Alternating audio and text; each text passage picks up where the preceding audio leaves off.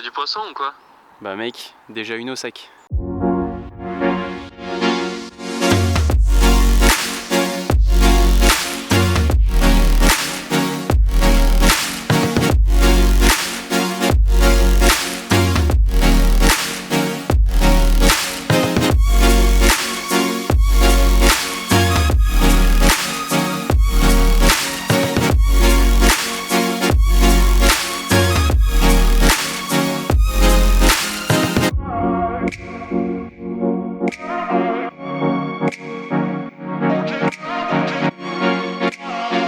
Et voilà le résultat de cette session de stalking. Petit poisson pris, voilà, une petite dizaine de kilos. Toujours ces belles miroirs bien noirs, j'adore ça.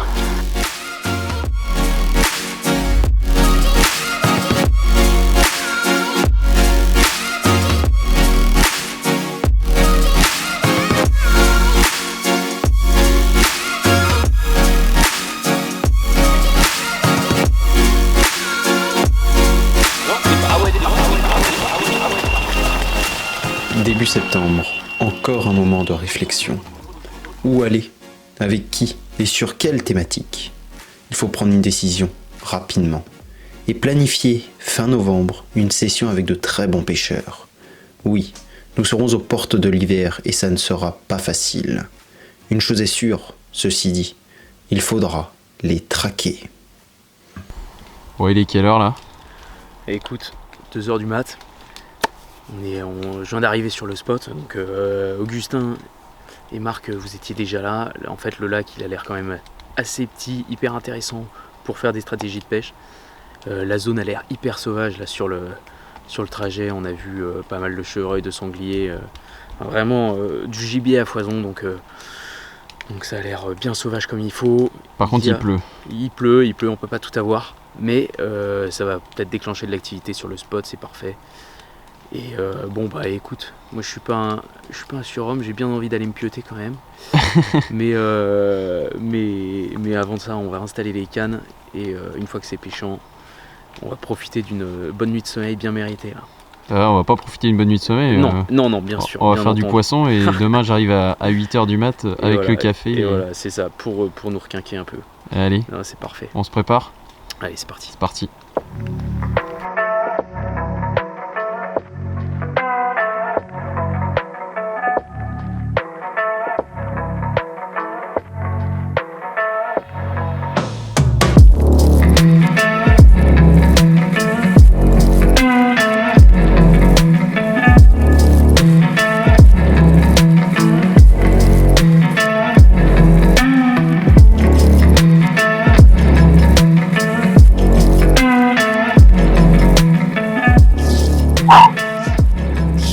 Ça y est, c'est fait, en 5 minutes là. Ça va incroyable.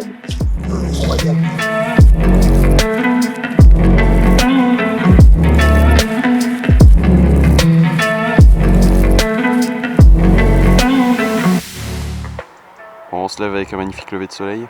Ouais, c'est clair.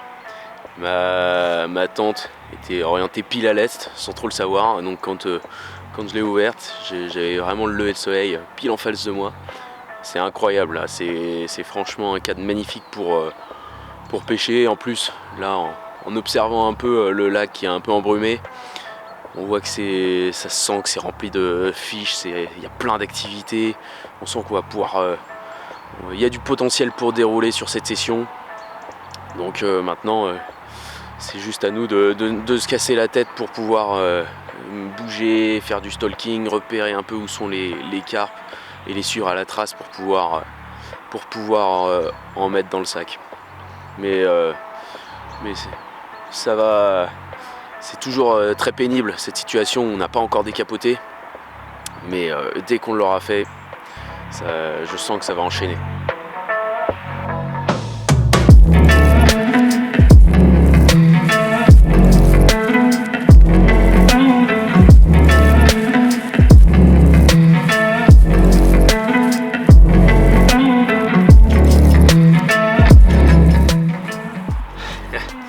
Regardez ça un peu, ça fait super plaisir. On était en train de discuter avec Augustin et puis sur le coup du matin, aux alentours de 8h, la canne a démarré vraiment sous nos yeux.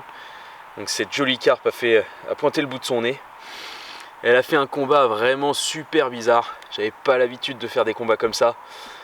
D'habitude c'est plus en continuité et là elle donnait des coups de tête, mais en même temps c'est normal. Regardez la taille de sa queue et puis au niveau de la puissance qu'elle a réussi à dégager, c'était particulièrement étrange. J'avais vraiment pas l'habitude de voir ça.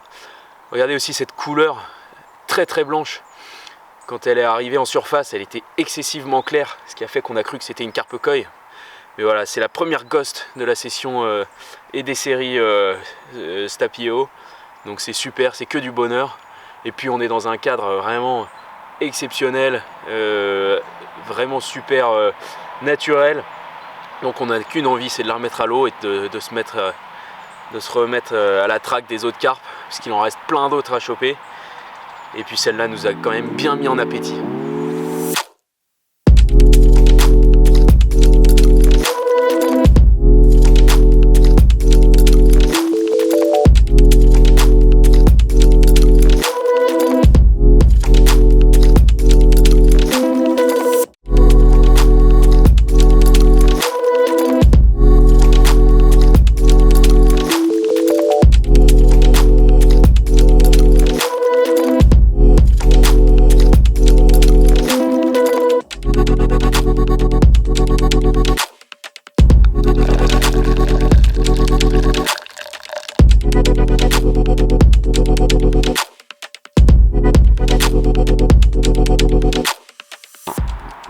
Vrai plaisir cette matinée, petit café, petit poisson. C'est clair, c'est clair. Ça part vraiment de manière idéale. On a eu un lever de soleil parfait, le départ juste après. Encore là on a un soleil qui risque de durer, donc c'est vraiment exceptionnel. On en profite à fond, c'est incroyable. C'est incroyable en plus sur ces sessions comme ça d'automne, on a vraiment une ambiance que moi je trouve vraiment particulière. Les couleurs d'automne sont magnifiques, on sent que c'est une saison tellement agréable lorsqu'on est dehors. Donc la nature nous offre vraiment tout ce qu'elle a à nous offrir, et on a pu voir qu'il y avait pas mal de traces de gibier, donc peut-être qu'on aura quelques petits chevreuils qui viendront nous dire bonjour, on espère. Hein. Non, c'est génial, que du bonheur.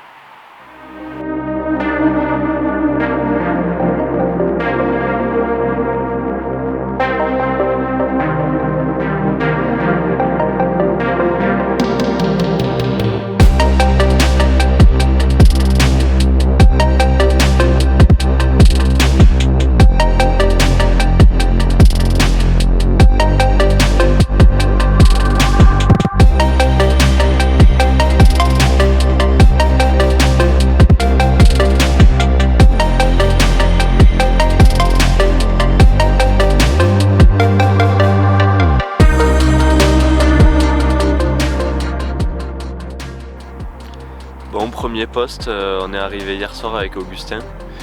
On avait eu le gérant du plan d'eau qui nous avait conseillé de venir ici. On est sur une presqu'île, on est bien isolé du reste du lac, c'est assez joli. Il y a pas mal de petits îlots, on est juste en bord de forêt. Malheureusement pour l'instant, on n'a pas réussi à faire de poisson avec Augustin. Hier soir, on a déposé, bon, il faisait quasiment déjà nuit. On a déposé soit à la frappe et un petit peu aussi au bateau amorceur, donc on a quand même passé le sondeur sur l'intégralité du poste. C'est assez linéaire, c'est peu profond, on est vraiment entre 70 cm et 1,60 m au plus profond. Donc on a échelonné nos cannes dans ces eaux-là, et puis pour l'instant on n'a pas de départ, mais il y a le soleil qui commence à faire son apparition, donc ça peut faire bouger les poissons un peu de profondeur. On a bon espoir, et puis si les poissons ne se manifestent pas, je pense qu'on changera de poste, on ira peut-être rejoindre Stan de l'autre côté du plan d'eau, ou alors se séparer en trois pour essayer de prospecter un maximum.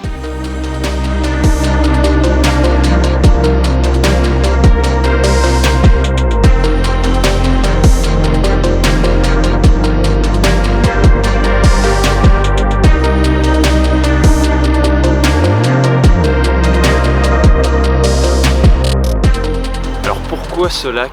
plusieurs raisons. La première, les sessions on les prévoit longtemps à l'avance. Là on est toute fin du mois de novembre, on ne savait pas quelle météo il y allait avoir et donc potentiellement il pouvait faire froid, on pouvait être dans des conditions hivernales et donc on a choisi une destination donc relativement petite pour être en accord avec cette situation là, avec une densité de poissons un peu supérieure à ce qu'on a l'habitude de pêcher.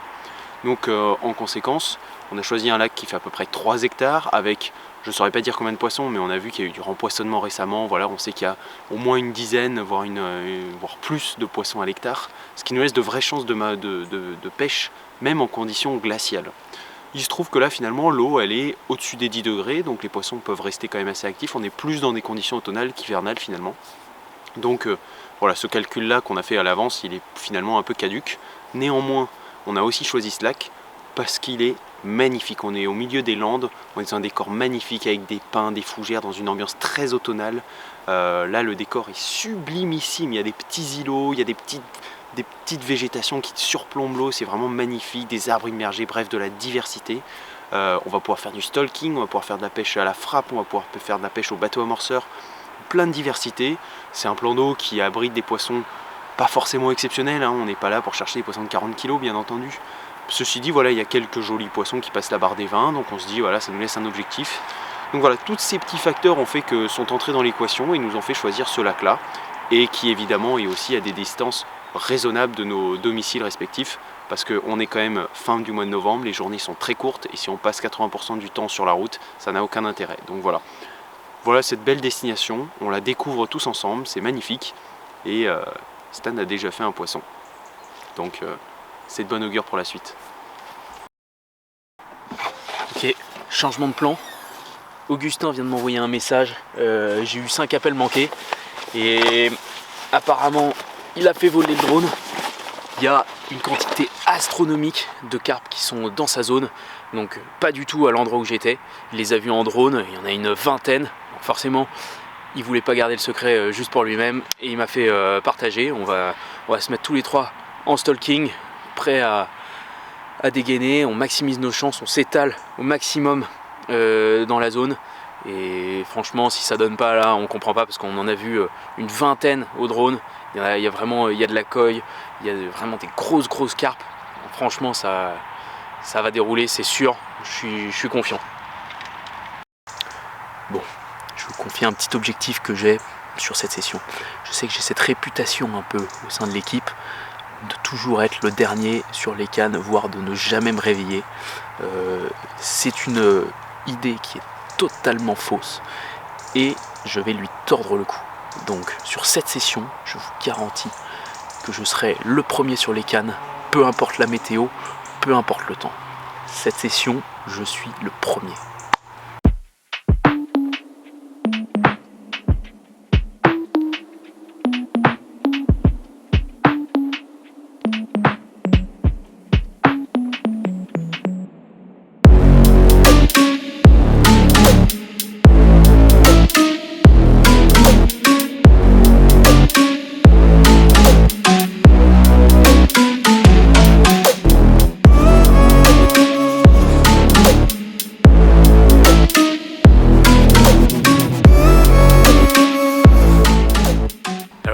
Cette session, étant donné comment elle commence, elle me rappelle vraiment la session de l'épisode 3 qu'on avait fait dans un lac de Haute-Provence.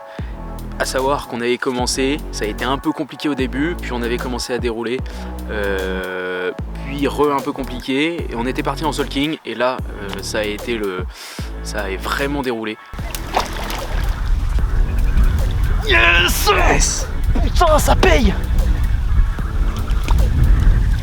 Ouais! Yes, putain! J'ai l'impression que cette session elle se profile un peu de la même manière. J'espère que sur la session de stalking ça va être concluant. Et donc c'est ce qu'on va voir tout de suite.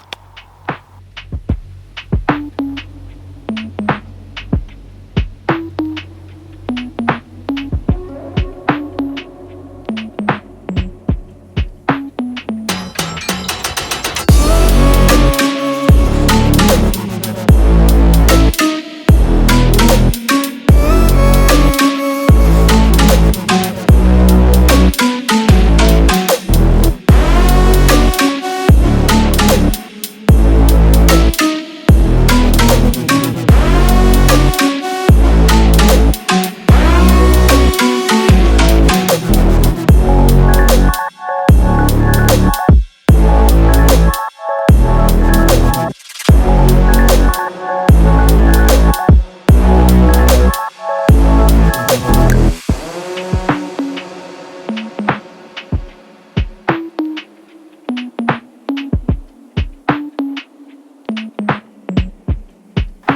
que vous allez m'entendre. Je suis littéralement à 2 mètres des poissons avec Marc.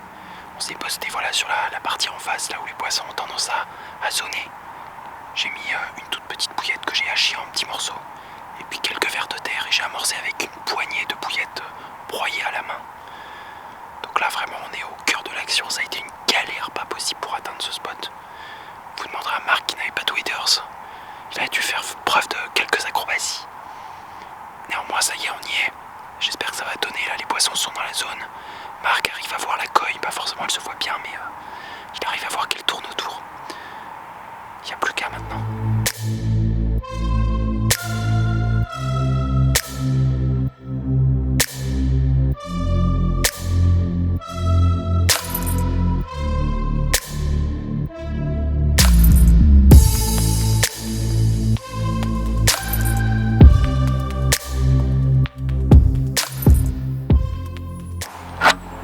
Bon bah la petite session stalking a été très intense, on a vu beaucoup de poissons tourner autour. Malheureusement, elles n'étaient pas intéressées, donc voilà, le bilan est pour l'instant assez mitigé. Là on se dépêche, la nuit est en train de tomber, on se dépêche de mettre les cannes, donc on a pris un peu plus de marge forcément par rapport à hier. On a établi une stratégie assez large, comme le poste est vaste, et bien on a un peu espacé nos coups. On a eu le responsable du plan d'eau qui est venu nous voir, qui nous a donné 2-3 petits tips qu'on a suivis bien entendu. Donc là voilà, je suis en train de mettre ma deuxième canne au niveau d'un arbre immergé et je suis en train d'amorcer avec des bouillettes directement dessus. Puis bon, petit wafter au bout, j'espère que ça va donner.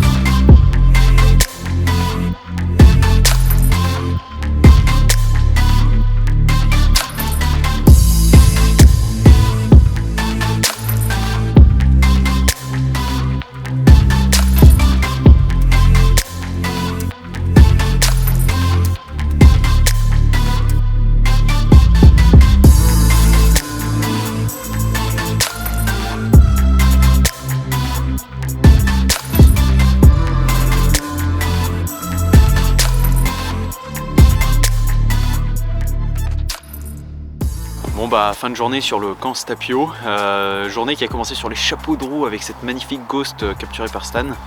Après très vite montée en excitation après le premier vol drone où on a vu tous ces poissons un peu répartis dans notre zone du lac. Et petit à petit ça s'est calmé, on est allé stalker mais rien ne s'est passé. Et voilà, là on arrive au coup du soir, fin de journée, donc une journée vraiment à double vitesse. Tout peut arriver dans cette nuit, c'est ça qui est fou, c'est qu'il y a pas mal de poissons, on sait qu'ils sont dans notre zone, on sait qu'ils sont dans la réserve et tôt ou tard ils vont sortir de cette réserve. On a stratégiquement placé et étalé nos cannes de façon à ce que peu importe le chemin qu'ils empruntent en sortant de la réserve, ils tombent à un moment ou un autre sur nos appâts. Est-ce qu'ils auront faim? C'est là la grande question. Nous en tout cas on commence à avoir faim, le soleil est en train de tomber, on va profiter du coucher de soleil, petit apéro, et puis comme toujours en session hivernale, un bon repas bien chaud pour se réchauffer parce que là ils annoncent 0 degré cette nuit.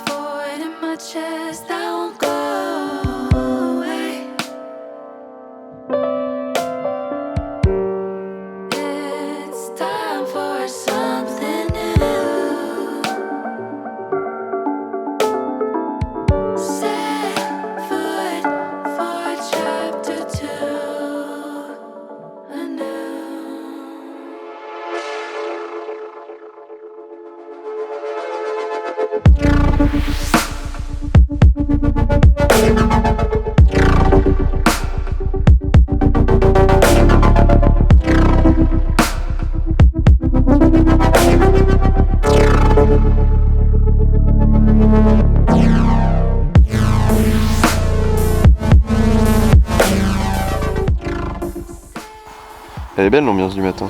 Là, c'est fou. T'as eu froid? Ouais. T'as eu froid? Oh non. Et toi? Non, ça va. C'est bien. Les sessions hivernales, c'est vraiment magique. L'hiver, franchement, ça doit être ma saison préférée. C'est exceptionnel. Pourquoi? Parce qu'on a des couleurs déjà. Au niveau automne, les arbres sont un peu orange, certains encore un peu verts. Et donc ça, ajouté au lever du soleil, ça crée vraiment des couleurs fantastiques. Ces hivers deviennent beaucoup plus supportables. Les poissons restent actifs. Il y a possibilité de faire du poisson en plein cœur de l'hiver. Et avec le matériel qu'on a à notre disposition, maintenant au niveau confort, on n'est plus à plaindre. Il y a des couvertures chauffantes, des sacs de couchage de plus en plus chauds, chauffés. Donc vraiment, il n'y a plus d'excuses. On peut très bien se coucher le soir, avoir une ambiance un peu fraîche, et puis se réveiller le matin, avoir du givre partout, du givre sur les cannes, sur les épuisettes.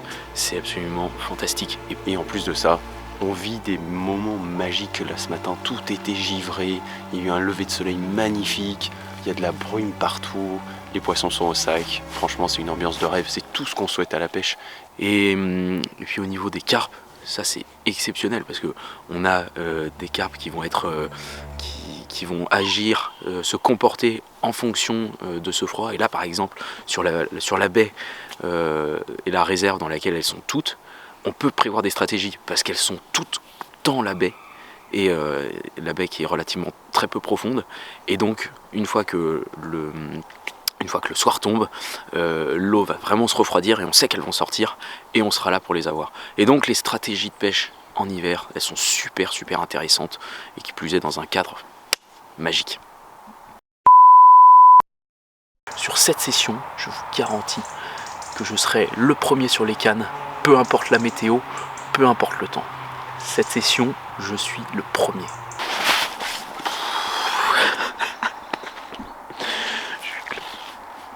Oh, la nuit qu'on a passée, elle était un peu trop calme là.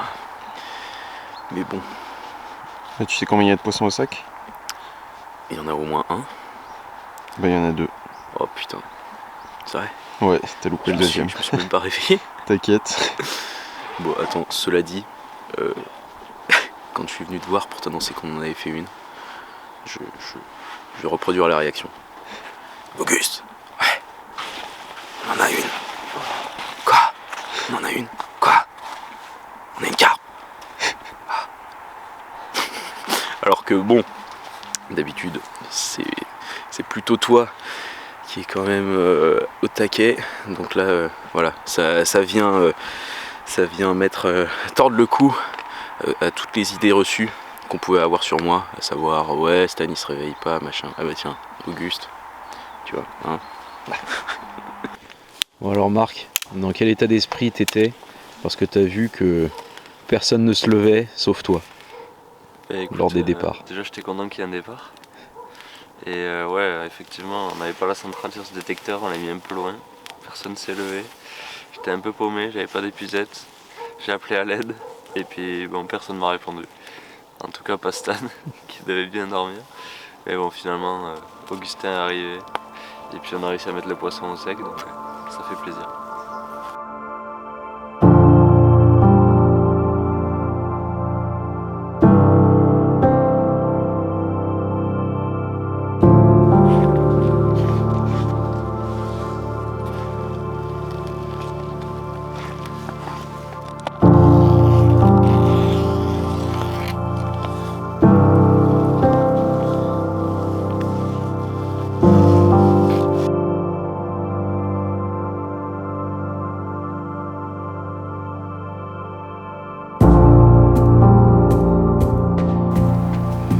Voilà notre premier miroir de la nuit.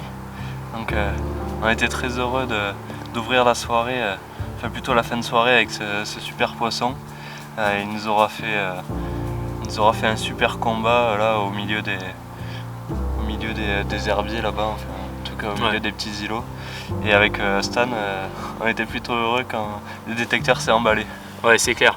Ce poisson là, il arrive sur un moment qui est assez crucial dans la session puisque on commençait à rester un peu sur notre faim, on n'avait pas touché trop de carpes. Et puis dans la nuit, enfin vers 22h30, gros départ, la carpe qui pointe le bout de son nez et donc nous a vraiment permis de repartir au bivy avec bon espoir pour la suite de la nuit. On était vraiment super contents, hein, Marc. Ouais, quand on a vu ce poisson arriver, bien sombre, bien joli. En plus on a vu qu'il avait une petite balafre sur le dos. En tout cas c'est un super poisson, on voit qu'il s'est bien habitué à son milieu naturel. Et puis on était très heureux en tout cas de débuter la nuit comme ça. Ouais, et puis c'est un poisson, quand on l'a vu arriver, on a vu qu'on espérait peut-être un peu plus gros, mais au final on est quand même super content de le faire. En plus c'est vrai que c'est un poisson assez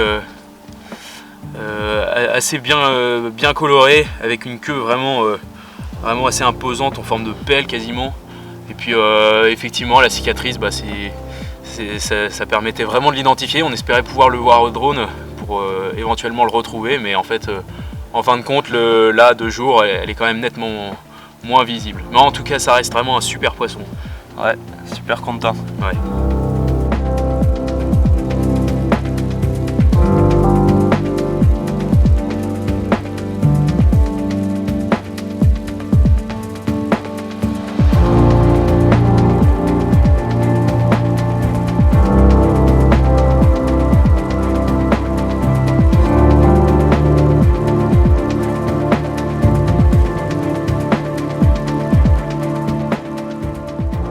Vraie frustration sur cette session, c'est que sur la réserve derrière moi là, il y a un vivier de carpes qu'on voit au drone monstrueux, énormément de carpes qui sont en surface, qui attendent qu'une chose, c'est de s'alimenter, mais elles restent dans la réserve et nous malheureusement donc on peut pas les pêcher dans la réserve, mais c'est hyper frustrant, ça nous met vraiment l'eau à la bouche de les voir comme ça complètement agglutinées et on aimerait bien qu'elles sortent un peu de cette réserve pour pouvoir en toucher quelques-unes, quoi.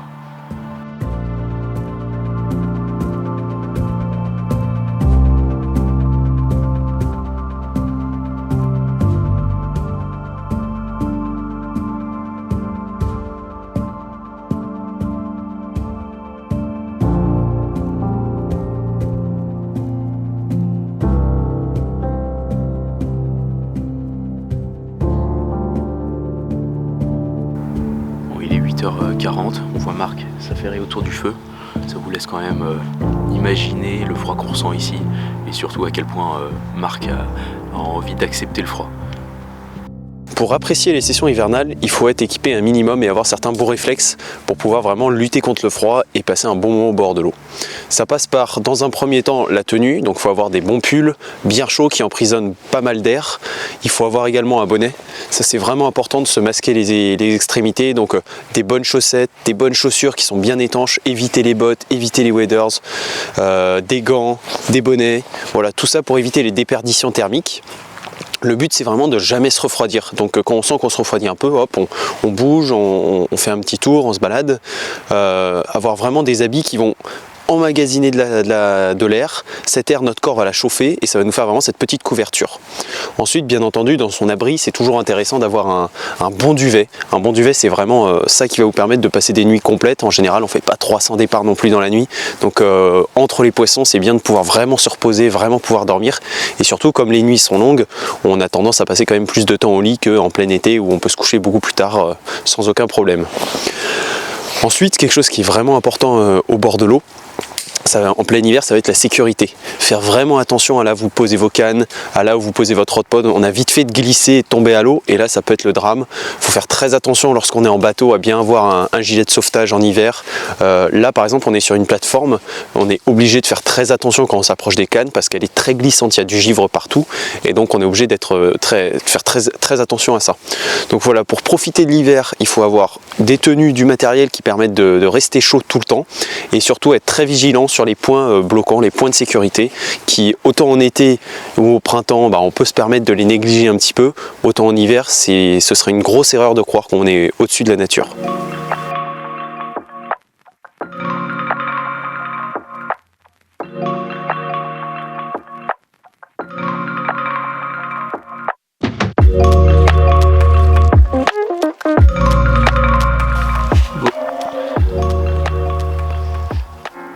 le plus beau poisson de la nuit.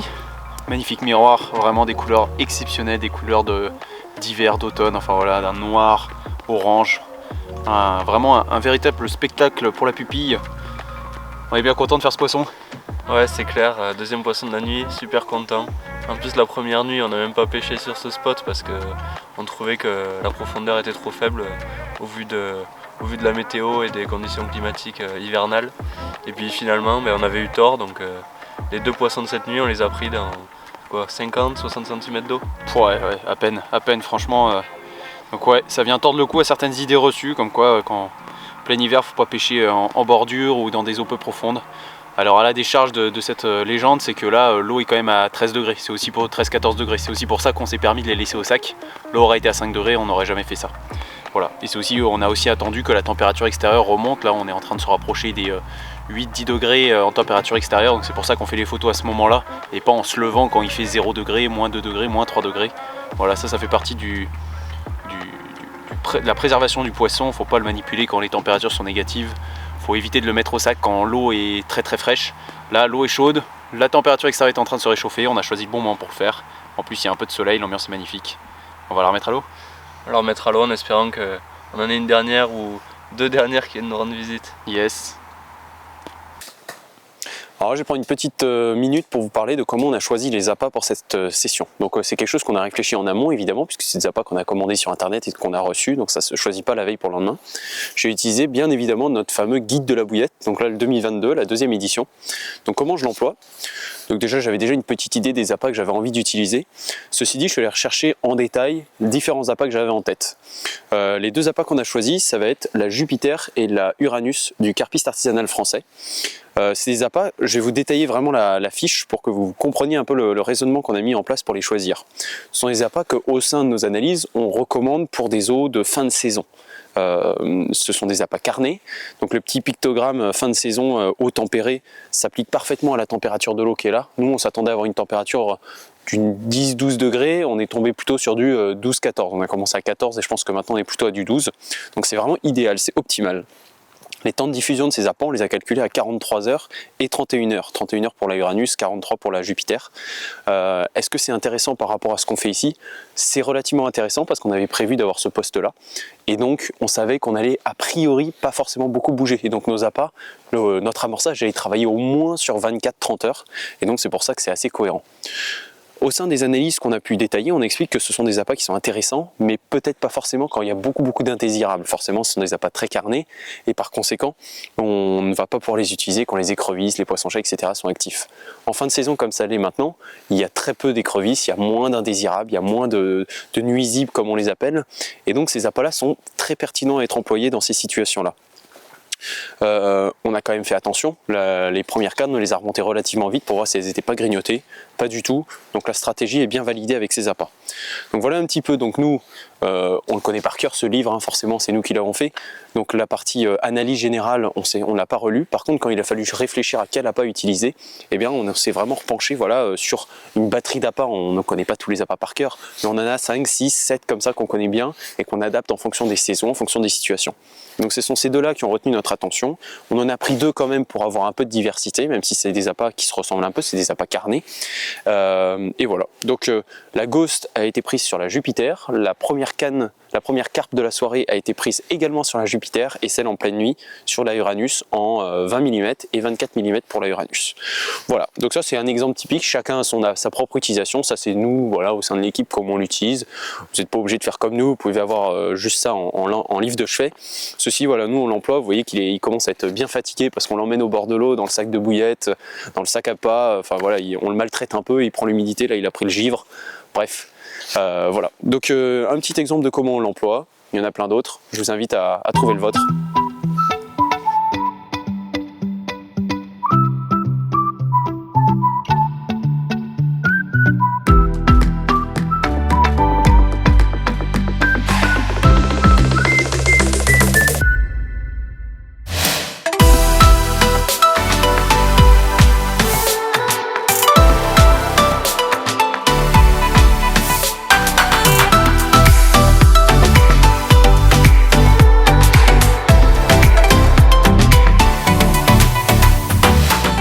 vous avez vu en hiver, on se réchauffe comme on peut avec un petit feu, et puis c'est l'occasion de faire un petit barbecue. Ça nous rappelle un petit peu l'été, et puis c'est toujours convivial. Donc on va se faire ça, et puis je pense qu'on va se régaler.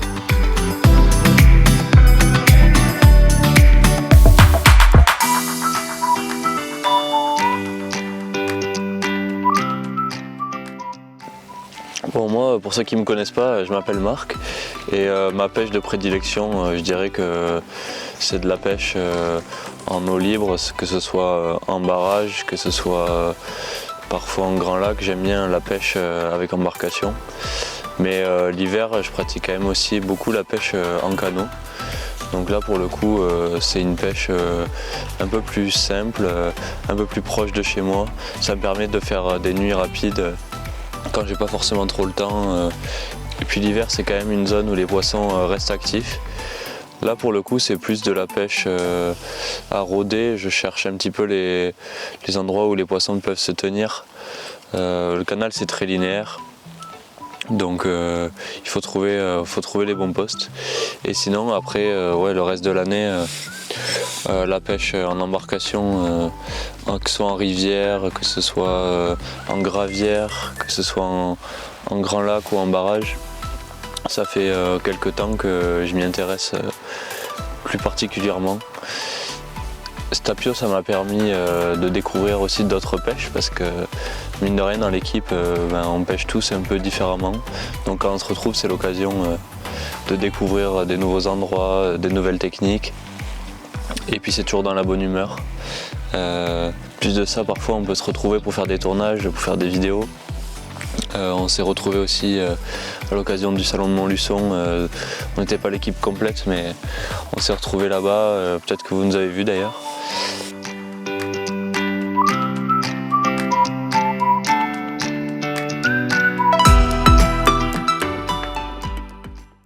Non, ah ouais, départ.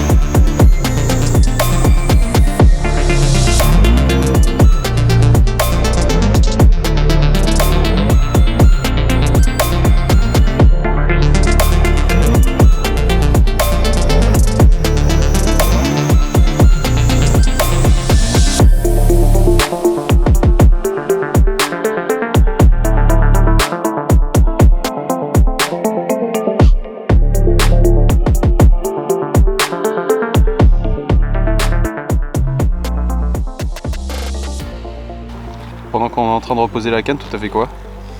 Bah écoute, là je me suis occupé d'une mission vraiment très très importante qui est le manger.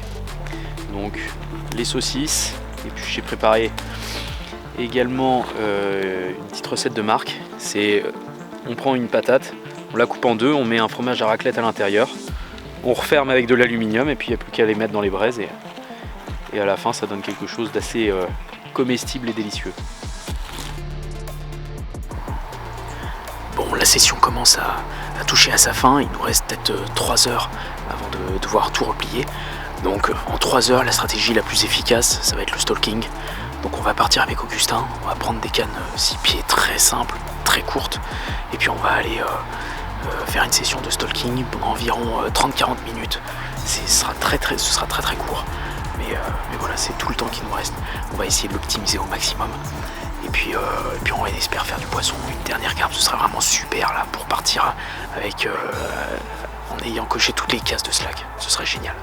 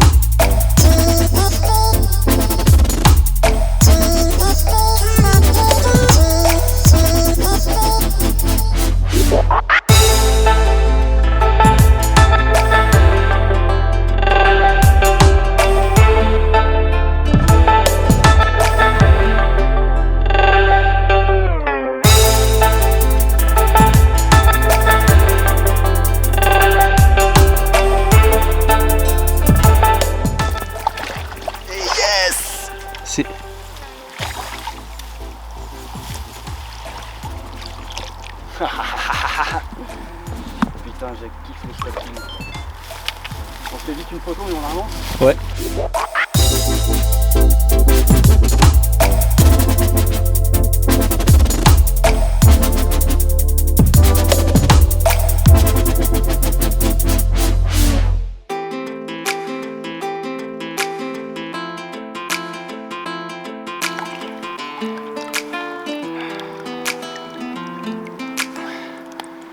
Et voilà le résultat de cette session de stalking.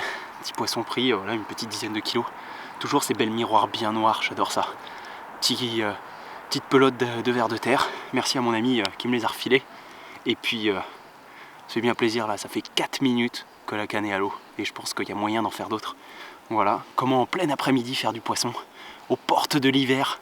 Je pense que on peut difficilement faire mieux. J'ai même pas de tapis de réception, là je suis au-dessus de l'eau. Si je glisse, c'est plouf direct. Franchement, le stalking, si ça marche pas, faudra tout m'apprendre. Je suis trop refait.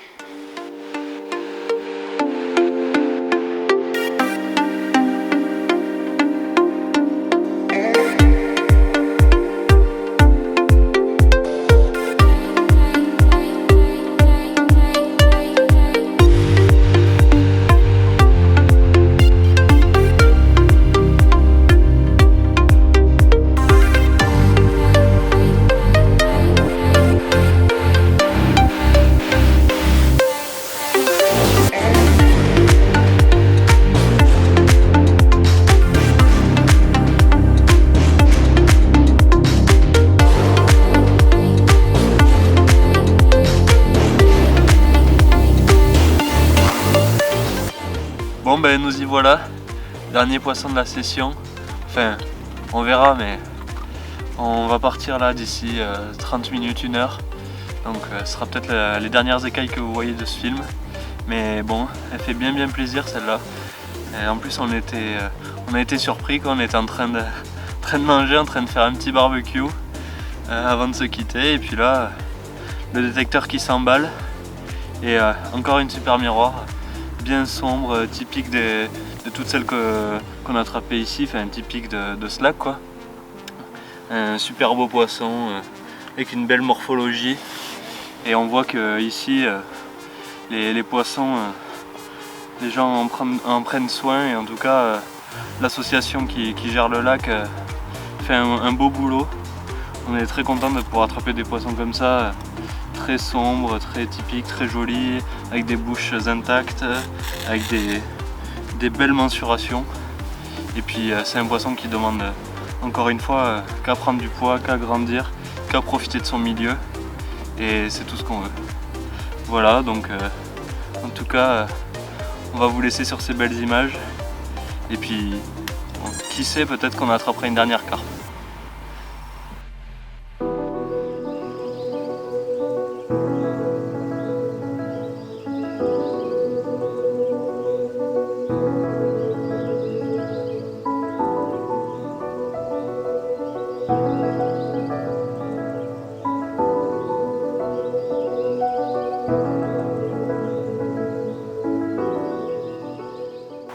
Bon, bah ça y est, le Zoom 21 c'est terminé. On espère que vous avez vraiment apprécié cet épisode. On a essayé vraiment de vous montrer tout au cours de cet épisode l'atmosphère dans laquelle on était, d'essayer de vous faire profiter. Vous avez vu pas mal de carpes, c'était quand même intéressant parce qu'on a bien galéré. C'était une session qui est quand même partie de manière un peu bizarre. On savait pas trop ce qui allait se passer. Et puis en fin de compte, on arrive à faire du poisson, de la carpe. Donc on est super content. On espère qu'on a réussi à vous transmettre nos émotions. Abonnez-vous, mettez un like, mettez des commentaires.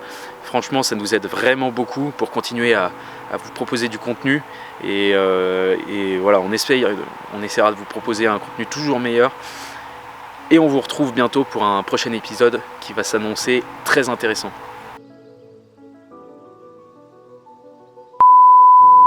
Là. Hop, bouge pas. Attends. Ah putain.